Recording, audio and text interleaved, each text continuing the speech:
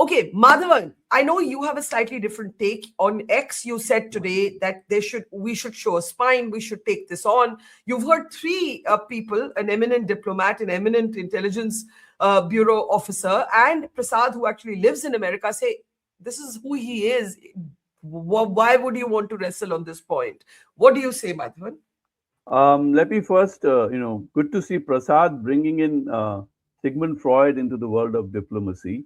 I think it's much needed because that is what Trump is all about. But having said that, let me take some important points where I'd be at variance with Ambassador Mukherjee. The point is that nations cannot behave purely on Freudian calculations, although they matter.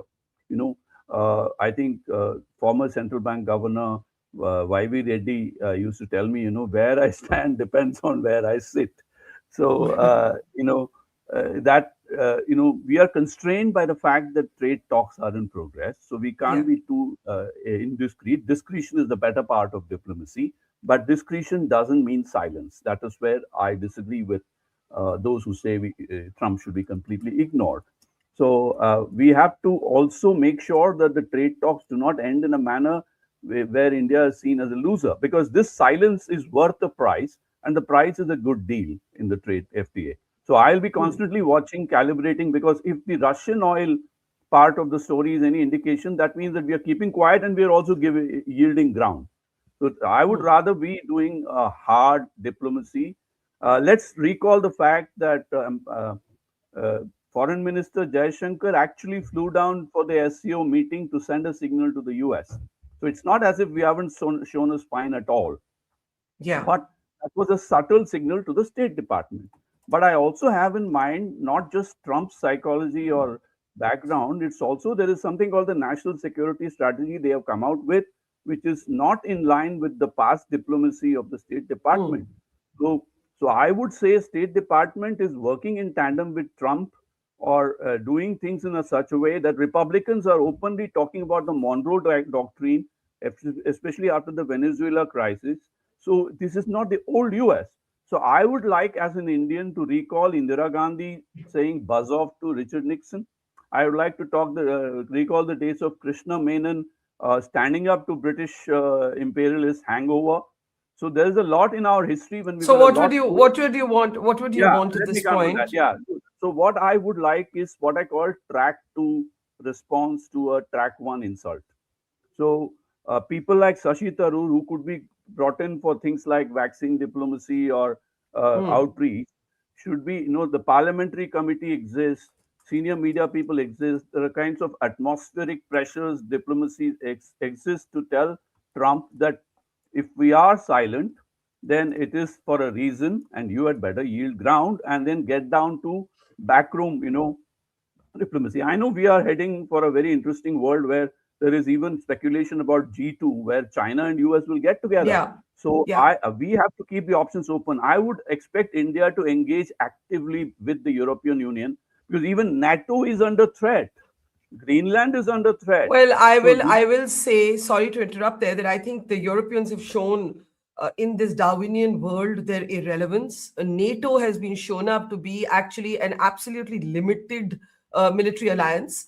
That's the hard fact, Madhavan. Tomorrow, if America actually went in, they've said today they want to purchase Greenland, not invade it. But if actually Trump went ahead and did this, how could he be stopped, and who would stop him is a question for us to consider. Let me. This is where I feel that when things change, everything changes. So let me use the example of the fact that we are a nuclear power. Ambassador Mukherjee mentioned that. So if we are a nuclear power, then we should show some spine, engage with Europe to, it's not, unity always makes for strength, and diplomatic unity, behind the scenes talks, keeping a plan B ready. These are all things we should be doing. Okay. It doesn't mean fair. that we should It's talk. A fair question. It's a fair question. People like Shashi Tharoor, whose shoulders have been used to file other bullets, can be invoked for this. His articulate. Okay, so talking about reacting, Jaishankar, Foreign Minister Jaishankar, in a different setting, not to this particular comment, has called out what he calls free advice offered by the West. He is, of course, referencing blatant hypocrisy. Operation Sindoor happens and India is asked to restrain ourselves. And the Americans go into Venezuela and capture a president and present him in a New York court. And Trump is openly saying that there are other countries on the list where that might happen next. So Jaishankar, while expressing concern, and India's response has been very cautious on Venezuela, did make a general point about hypocrisy and free advice. Let's take a look. In this day and age, countries are more, I don't want to say they become more selfish, but they will do things only if it is of direct benefit to them. They will offer you free advice. If something happens, they'll say, no, please don't do that. It worries us if there is tension. Sometimes you hear people saying, like it happened during Operation Sindoor. Now, if you ask them, saying, oh, really, you're worried? Why don't you look at your own region and ask yourself, what are the levels of violence there? How much risks have you taken? How much worry the rest of us have about what you are doing? But, that's the nature of the world. People, what they say is not what they do. And we have to accept it in that spirit as well. Ambassador Mukherjee, frankly, in the context of Venezuela, that's a pretty sharp statement. The written statement from the MEA was very cautious, but Jaishankar is effectively saying you were asking us to restrain ourselves in Operation Sindoor. You were giving free advice. Look at your parts of the world. Look at the risks you're taking. Look at the risk you're putting the rest of the world to. And Madhavan, I think this is the sort of standing up I think you would expect to the calling out of a hypocrisy. But I want you to respond to Madhavan saying being discreet doesn't mean being silent, and being silent should not be mistaken for being a supplicant nation. After all, we have never joined. We will never be an ally of the United States or any other country because we believe in strategic autonomy. It is hardwired into the diplomatic core of which you and others have so valiantly represented the country on. I want you to respond to Madhavan's criticism that after some point silence is being looked at as weakness. Well, he is entitled to his perspective and I respect him for it. My perspective, as a diplomat of 40 years experience, is that there are occasions when you demean the nation by responding. And in my perspective, India will demean itself by responding to such a demeaning remark. Who says that we are not doing track 2 diplomacy? The whole part of track 2 diplomacy, as I'm sure Mr. Madhavan knows better than me, is that it's always conducted in complete privacy and away from the media, away from the public. Track 2 has been going on, it's a given. And in the track 2, we have proven pro-India people on the other side. That's what I'm trying to say, that this White House is not as united as it looks. There are several people there who strongly believe that India should be brought right back into the center and that we represent the fulcrum of US strategic interests in this part of the world. That's the way it's been ever since we decided to go nuclear and the Americans decided to come on board. That's the way it's going to remain because we are a nuclear weapon state. In this particular case, silence is not interpreted by anyone as weakness. Silence is interpreted as wisdom, the wisdom of coming from the land of Chanakya. You do not respond to something which needs no response. You ignore because when you respond, you are making a bad situation worse. There are certain imperatives for India. One is the FTA. The other is access to vital technology, which we are going to get. The third is a major defense deal that is being discussed. There is no damage to the India-US relationship except for Trump's semantics and theatrics. Nothing else. You haven't seen professional diplomats jumping up and down on Trump's side making such outlandish remarks.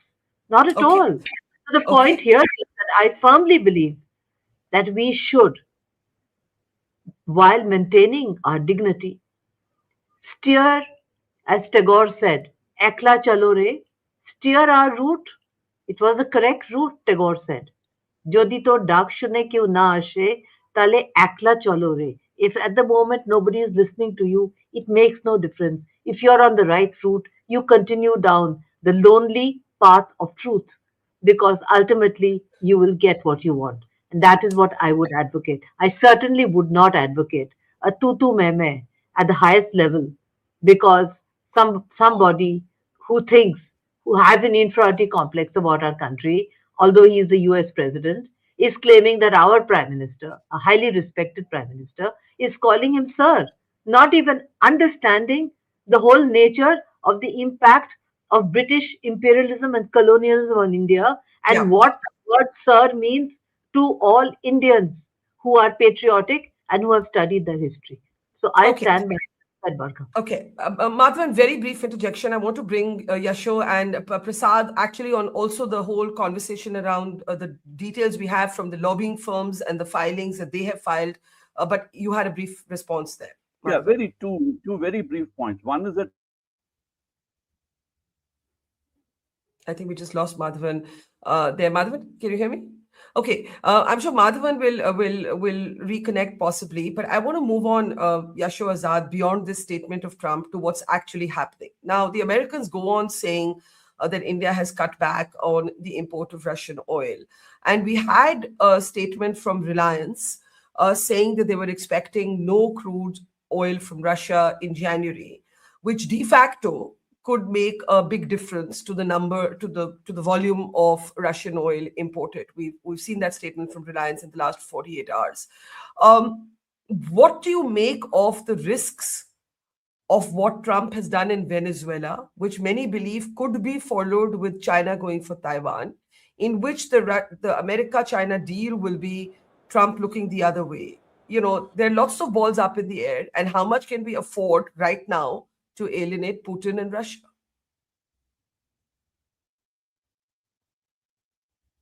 I can't hear Mr. Azad. Can we unmute him? Yeah, I've already tweeted on this account that given the action, snatch and grab operation which America has done in Venezuela, it's quite likely that is now free for all for everyone. Correct.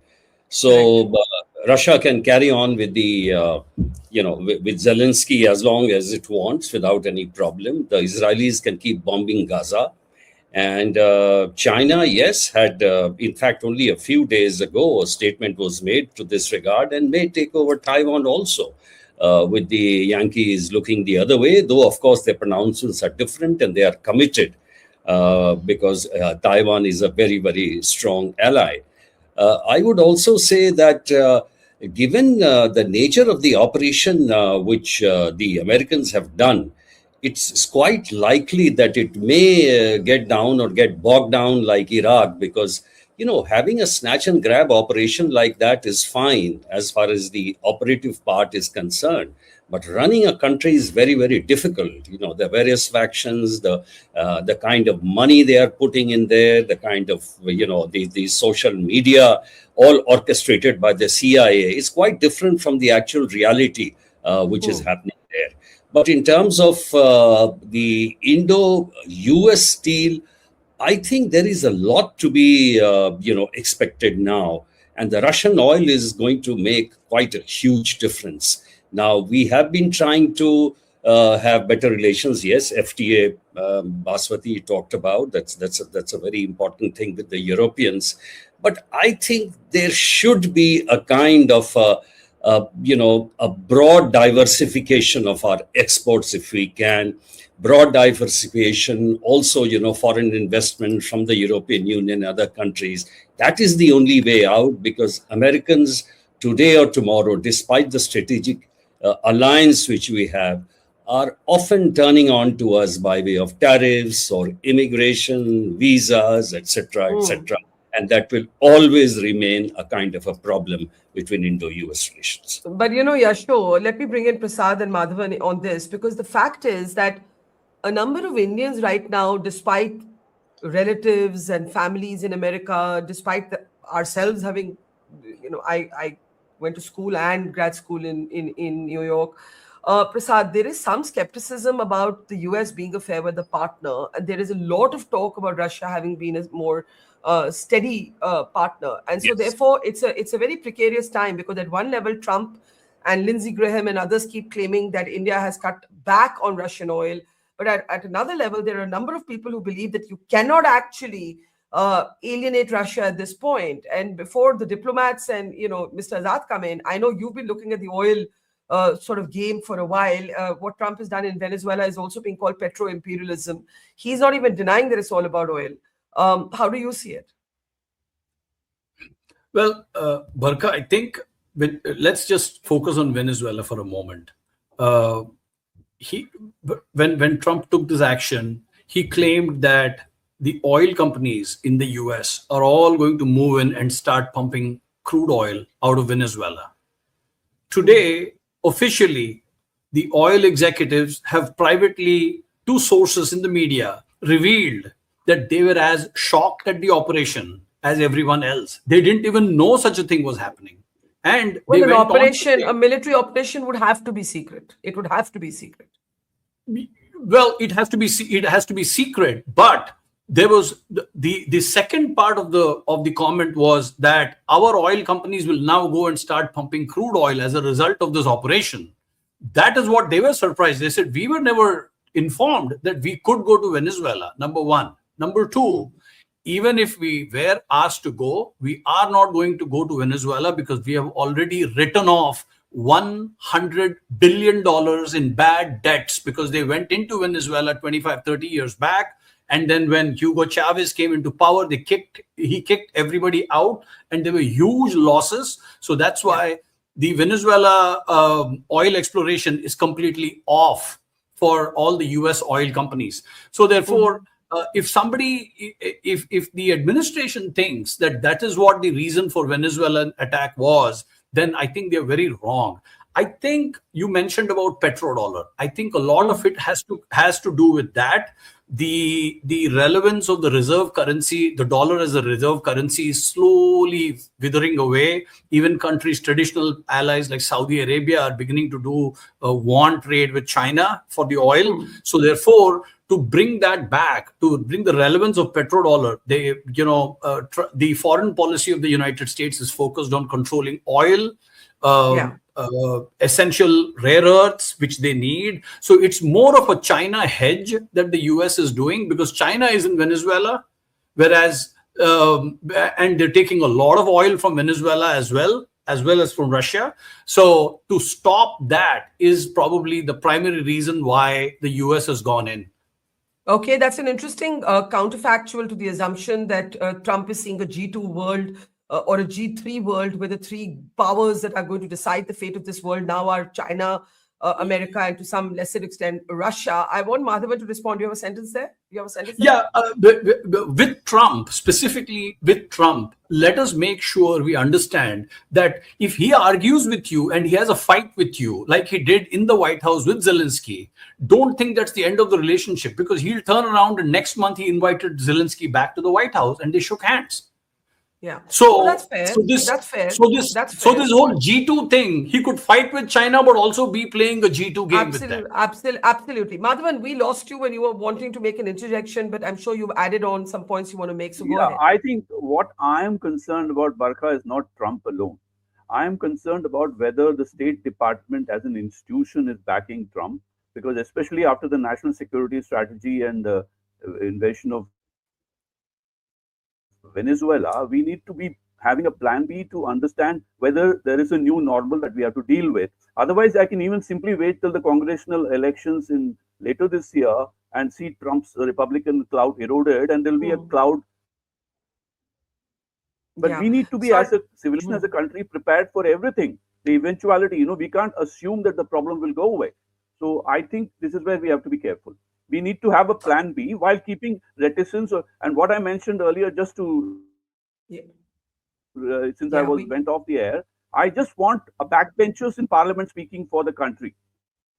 I want Shashi Tharoor speaking for the country. I know that the foreign minister and prime minister have to be discreet. We've got a system to communicate. Somebody can give an interview to Fareed Zakaria and say all the galis you want. This is the kind of stuff I am looking at.